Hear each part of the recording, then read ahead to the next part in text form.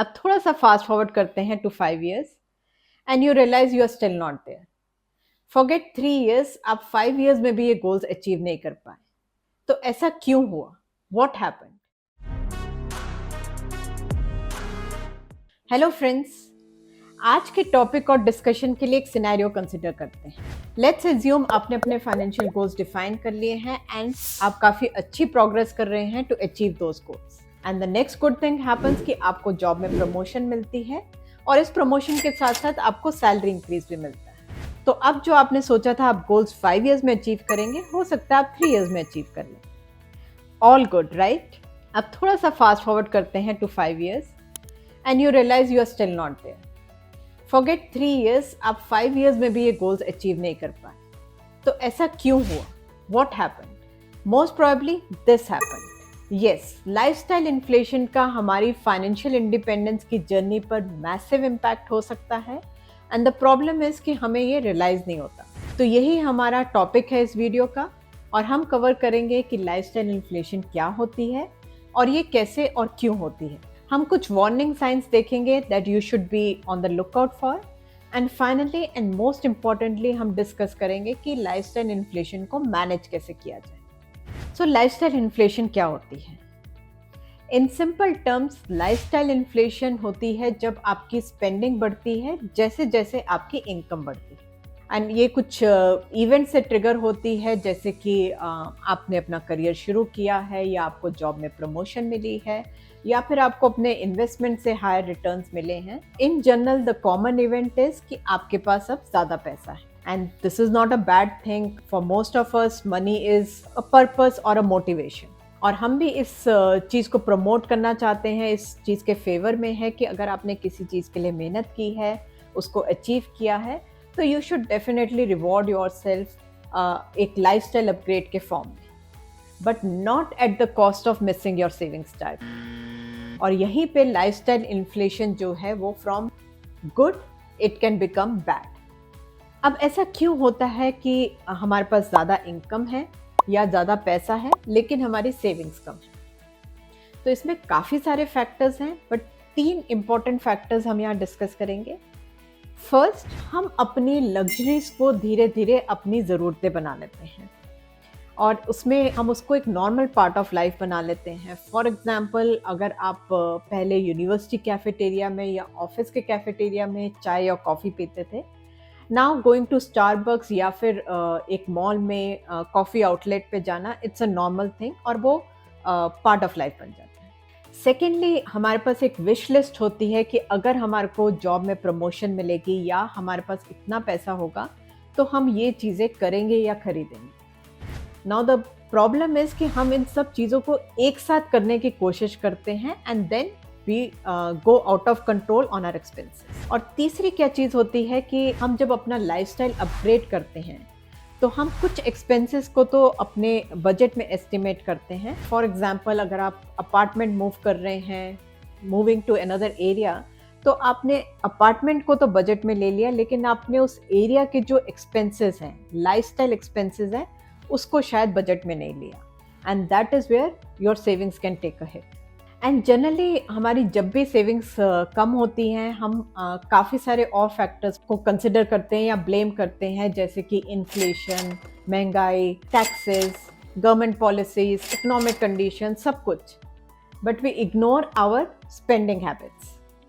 एक एग्जाम्पल लेते हैं स्पेंडिंग हैबिट्स का इम्पैक्ट देखने के लिए और ऑल्सो कि रेगुलर इन्फ्लेशन और लाइफस्टाइल इन्फ्लेशन का इम्पैक्ट कितना डिफरेंट होता है। फॉर एग्जाम्पल, अगर आप अपनी फैमिली के साथ या फ्रेंड्स के साथ डाइन आउट के लिए बाहर रेस्टोरेंट में let's say 3 times in a month जाते हैं and your average bill is around 1000, so that means आप 3000 स्पेंड कर रहे हैं मंथली ऑन गोइंग आउट। अब अगर रेगुलर इन्फ्लेशन लेट्स से अगर हम 6% या 8% भी ले लेते हैं, जो कि एक हायर साइड पर है, but for the sake of example लेते हैं, तो आपका टोटल बिल जो है वो 3000 से 3250, 3300 मैक्सिमम।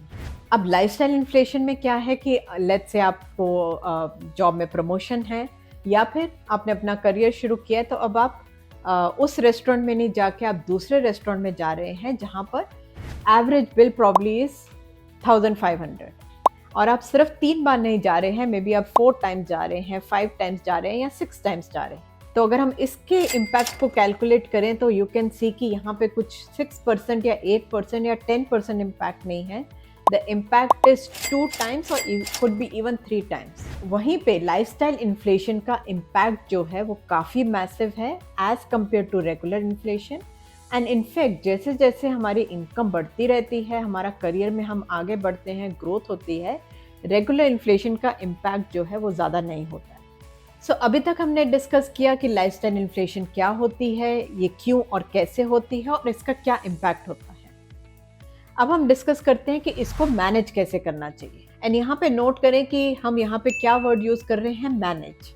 हम इसको अवॉइड करने की कोशिश नहीं कर रहे हैं और करना भी नहीं चाहिए, because some lifestyle inflation is good, but उसको मैनेज करना इज इम्पॉर्टेंट। तो सबसे पहले कुछ वार्निंग साइंस देखते हैं। पहला वार्निंग साइन कि आपका सेविंग्स का टारगेट रेगुलरली मिस हो रहा है। आइडियली अगर आपकी इनकम बढ़ी है तो आपकी सेविंग शुड ऑल्सो इंक्रीज, या तो एब्सोल्यूट टर्म्स में या परसेंटेज टर्म्स में। बट अगर आपके एक्सपेंसेस जो है वो आपके इंक्रीज से ज़्यादा हैं, दैट मीन्स आपकी सेविंग्स एक्चुअली कम हो रही हैं। एंड ये बहुत एक नेचुरल रिएक्शन होता है that people think it's temporary, 2-3 महीने एक्सपेंसेस बढ़ेंगे, then you will come back to the same level. But ऐसा नहीं होता है। Once you are reach to a level, उसके बाद वो एक बेंचमार्क बन जाता है, then the next benchmark and so on. Second warning sign क्या है कि हो सकता है आपके सेविंग्स के टारगेट मीट हो रहे हैं, पर कैसे हो रहे हैं कि आप न्यू एक्सपेंसेस जो कर रहे हैं वो आप डेट पे कर रहे हैं। तो आप अपना लोन बढ़ा रहे हैं, आप अपनी EMI पेमेंट्स बढ़ा रहे हैं, आपका क्रेडिट कार्ड का बिल बढ़ रहा है। All this is a warning sign कि आपका डेट बढ़ रहा है, आप अपने आप क्रेडिट कार्ड के बिल देने में आपको अगर स्ट्रगल कर रहे हैं, that is also warning. Now the third sign is कि आप पास बजट नहीं है, या आप बजट बनाने से डर रहे हैं या अवॉइड कर रहे हैं। क्योंकि पहले 2 साइंस आप तभी कैप्चर कर पाएंगे अगर आपने बजट बनाया है एंड आप उसके अगेंस्ट ट्रैक कर रहे हैं। बट अगर आपने बजट नहीं किया है और आप करना भी नहीं चाह रहे हैं, that is also warning sign. Last warning sign क्या है, वो थोड़ा सा हमारा छुपा हुआ होता है हमारे स्पेंडिंग हैबिट्स में। एंड स्पेशली अगर हमारी स्पेंडिंग हैबिट्स जो है वो चेंज हो रही हैं as our income is changing, और हमारे पास ज़्यादा पैसा आ रहा है और हमारी स्पेंडिंग हैबिट्स चेंज हो रही हैं। मतलब हम पैसा सिर्फ इसलिए नहीं खर्च कर रहे क्योंकि हमें कोई चीज़ चाहिए, बट हम इसलिए खर्च कर रहे हैं क्योंकि maybe we are under social pressure, हम किसी से कंपेयर कर रहे हैं, हम फोमो फैक्टर में कुछ खरीद रहे हैं, या हम जस्ट वैलिडेशन के लिए खरीद रहे हैं।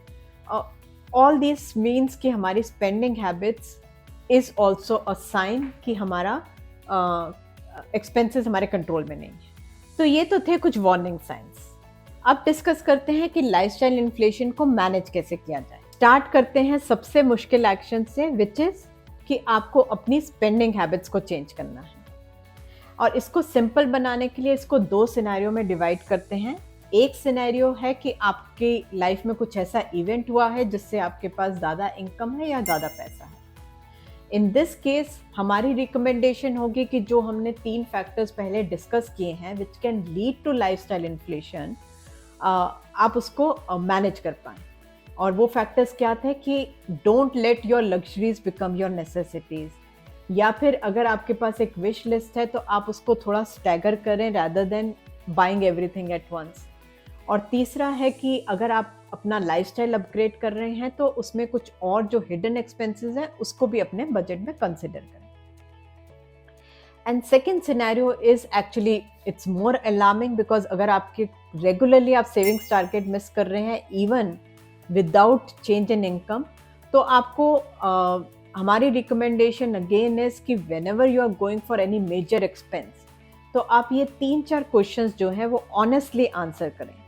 लाइक कि आपको ये चीज़ ज़रूरत है इसलिए आप खरीद रहे हैं, या just because you can afford it, या ये चीज़ आप अपने लिए ले रहे हैं या दूसरों को दिखाने के लिए ले रहे हैं, या फिर आप ये चीज़ इम्पल्स में खरीद रहे हैं या यू रियली नीड इट। तो आप इन क्वेश्चंस को जितना ऑनेस्टली आंसर करेंगे उतना ही आप अपनी स्पेंडिंग हैबिट्स को कंट्रोल कर पाएंगे। अगले कुछ set of actions I would say are more practical tips, और इसमें सबसे पहली चीज़ है, I think it's very easy to do, and अगर आप उसको करेंगे तो you cannot miss your savings target. And वो चीज़ है कि जब भी आपके पास पे डे है, जो आपका पे डे है, आप सबसे पहले अपने आप को पे करें। आप वो पैसा जो है, वो अपना जो सेविंग्स का टारगेट था, अगर वो 20% है, 30% है, आप उसको उसमें से निकालें, उसको अपनी पॉकेट में डालें, बैंक में डालें, इन्वेस्ट करें। मेक श्योर कि वो एक्सपेंसेस के लिए अवेलेबल ही नहीं है। सो गो बाय दैट प्रिंसिपल कि पे योरसेल्फ फर्स्ट। सेकंड क्या है कि आप अपने फाइनेंशियल इंडिपेंडेंस के गोल्स को हमेशा प्रायोरिटाइज करें। So even if you have a wish list कि आपको 10 चीज़ें करनी है, उसमें से the first 3 should be your financial independence goal. ऐसा करने से अगर आप अपने एक्सपेंसेस इंक्रीज भी कर रहे हैं तो they are contributing to your financial independence goal. For example, अगर आपका फाइनेंशियल इंडिपेंडेंस गोल है कि आपको अपना नेक्स्ट 2 साल का इमरजेंसी फंड बिल्ड करना है, तो जैसे ही आपका इंक्रीज इन इनकम है या आपके पास ज़्यादा पैसा आया है, आप सबसे पहले उस फंड में पैसे डाल दें, सो दैट अगेन आपके वो पैसा जो है आपके एक्सपेंसेस के लिए आपको अवेलेबल नहीं है। And finally, budget budget and budget. आप बजट से नहीं भाग सकते हैं। Until unless you have a budget, आपको ये नहीं पता आप कहाँ पे स्पेंड कर रहे हैं, कितना स्पेंड कर रहे हैं, आप अपने सेविंग्स के टारगेट कितने मिस कर रहे हैं, तो ट्राई टू बजट। एंड आपको कुछ कॉम्प्लिकेटेड बजटिंग शीट्स या एक्सेल शीट्स नहीं बनानी है। स्पेसिफिकली लाइफस्टाइल इन्फ्लेशन को मैनेज करने के लिए 3 सिंपल बजटिंग स्टेप्स। सबसे पहले आप अपनी इनकम और एक्सपेंसेस का स्टॉक लें।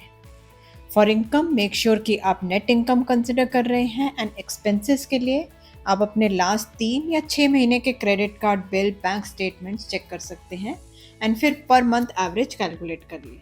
नेक्स्ट स्टेप में आप कुछ मेजर कैटेगरीज डिफाइन करें, जैसे housing, food, medical, entertainment, education and most important savings. And her category को पिछले 6 महीने के खर्चे के हिसाब से मनी एलोकेट कर दें। अब अगर आपकी इनकम में इंक्रीज है तो मेक श्योर कि आप ये इंक्रीज भी इन कैटेगरीज में डिस्ट्रीब्यूट कर दें, इंक्लूडिंग सेविंग्स। सो इस तरह you can use your budget to manage lifestyle inflation. So in summary, lifestyle inflation is not bad, इसको मैनेज करना is important. Keep watching out for the warning signs that we discuss.